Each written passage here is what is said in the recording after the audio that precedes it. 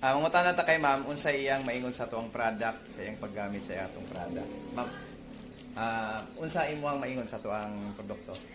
Nindot yun yung kung ano kaning produkto ni Sir kay atong last cropping tubo yun akong humay o 20 ka putyong. Dayon, tinggas siya. Tinggas ang humay. Ang katungong nagkumpra sa humay nga siya kani ang mo ni saktong humay. Wow. Ana tong komprador sa Aurora. Dahil ikaduha na pod mo gyapon. Ang nagkumpra na pod karon sa taga Aurora niya mo ni saktong humay. Oo. Tinggas kayo? Tinggas. Okay. Moro ni akong gigamit. Then gamay po akong giabono, wala ko gi-spray kaayog mga mahal nga mga chemical wala. Okay. Kanilang. Oo. Kaya kung humay wag di patay-patay wala jud.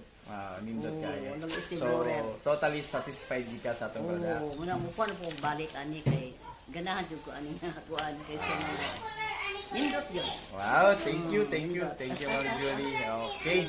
So, mo nang update na to. Back to you guys.